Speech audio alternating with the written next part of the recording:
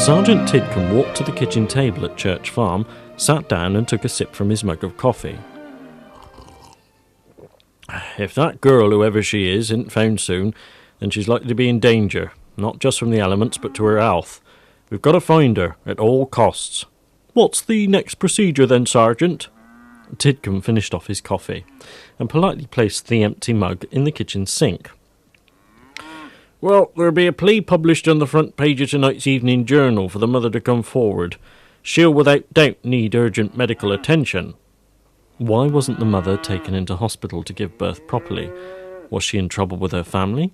Perhaps a violent dad who was out to get she and the baby's father, whoever he might be. There were so many unanswered questions. The road to Foxbury is narrow. Trees line each side, and the land beyond belongs to the estate of the Earl of Langford, which stretches almost as far as the town of Market Langford.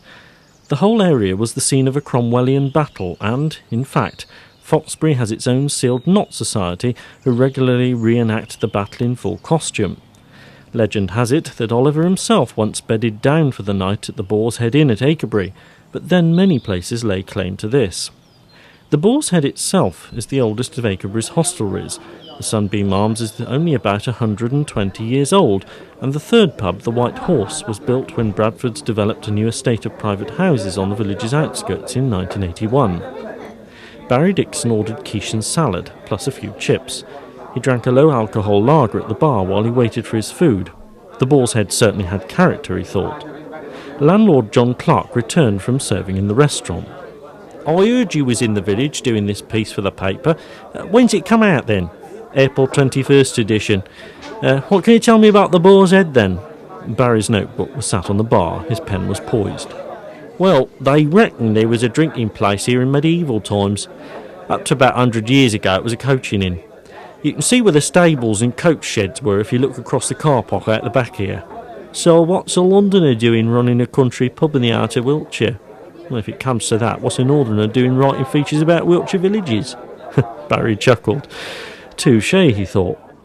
Me sister Jackie and me parents moved here to Wiltshire when I was 14. My late father worked for the agricultural merchants in Market Langford. He'd worked for the same company in Stratford, East London, you see, and then decided to take the chance to move within the company, so here we came. John's only marriage had broken up in the early 1980s, when Connie had run off with a brewery rep.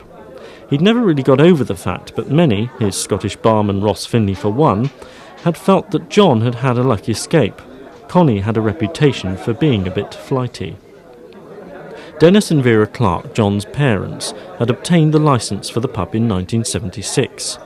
So, did you take over after your father died? I'm afraid Dad was killed. A freak accident in the path of a combine harvester which belonged to Major Harcourt. His farm manager was driving it at the time, and he ended up in a psychiatric clinic as a result. Oh, heck. So, was it this farm manager's fault? No. Dad stepped out in front of him, basically. Vera, John's mother, had decided to keep the pub on after Dennis's death, but retired in 1984. John successfully obtained the licence and has run it ever since with Ross's help. Have you met the Barretts yet?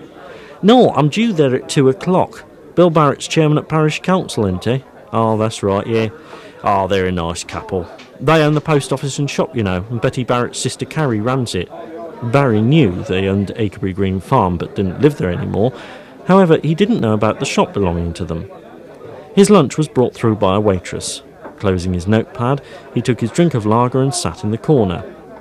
He unwrapped his knife and fork and tucked into his delicious plateful. As he ate, he noticed reproduction photographs of old Acrebury and paintings of Cromwellian battles hanging up around the walls of the bar. I've no idea why she was so jumpy, Carrie Hicks told her sister as she sat and sipped tea at Swan River Cottage. Betty Barrett placed her cup on the sitting room table. "'Tis your imagination, our Carrie." "It was not. I can read folk like books, and I tell you, Betty, summat was wrong." Betty often despaired at her older sister's talent for making mountains out of molehills. 50% of the gossip around Acrebury had been started across the counter of the post office and shop. "Poor old Gwen. She's got plenty to put up with looking after old Edith, David's mother. I've heard she got dementia setting in too. You know, that what's its disease, or whatever they calls it." Betty picked up her cup and took another sip. Carrie had left Arnold in charge of the shop and popped along to Swan River Cottage, because Bill wanted to see the books.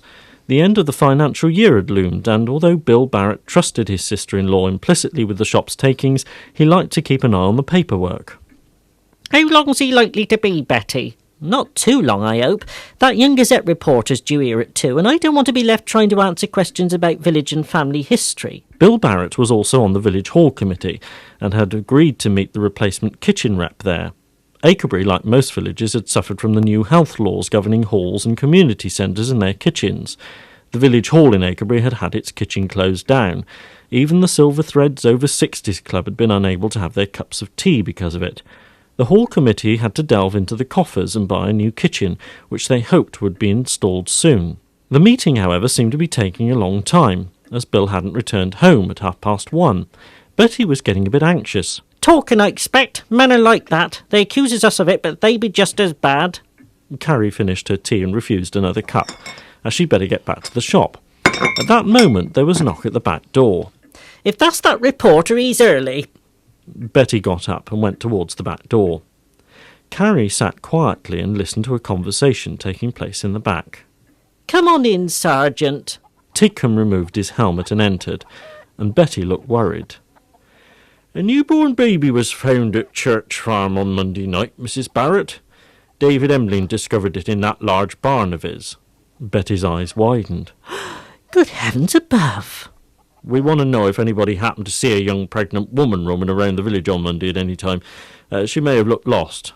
Betty knew nothing as she told him, but how on earth could anybody abandon a newborn baby? It was inconceivable. "It looks pretty certain that she gave birth to him in the barn itself." Betty was totally astonished. "Where's the poor little soul now?" "He's making good progress at Prince Andrew's Hospital, thankfully. Look, if anything does come to mind, or if Bill comes across any information, let me know, will you?" Betty said that she doubted whether Bill could tell him any more than she, but promised to let him know if anything did come to light. Carrie sat thoughtfully in the other room. Something had come to mind which might be the answer that Tidcombe was looking for. She knew she was right about Gwen Emblings' attitude, but for the moment she remained silent. The Emblings paid a visit to Prince Andrew's Hospital. The maternity unit was, as one would expect, cleanly, and echoed with the cries of tiny human beings who'd not long said hello to the world. They were greeted by a sister, an attractive dark-haired woman in her mid-30s. "Can I help you at all?" "Yes, we've come to see a baby boy." The sister smiled. "We have several. Which one had you in mind?" David explained that the child was found by them in the barn at their farm on Monday night, and that the hospital had cleared their request to see him. The sister smiled again warmly. She'd already been warned to expect them. "Come with me." She led them to a window, beyond which were rows of incubators. Then she positioned them in front of one and pointed to it. "Here's baby Barney." "Barney?" The sister explained that the nurses had called him that unofficially because he was found in a barn. They all agreed it suited him. The Emblings looked lovingly at him. Gwen was practically in tears. "How could anybody abandon such a beautiful little soul as him, David?" "I know, love. The big question is, though, what'll become of him now, eh? What sort of future's he got?"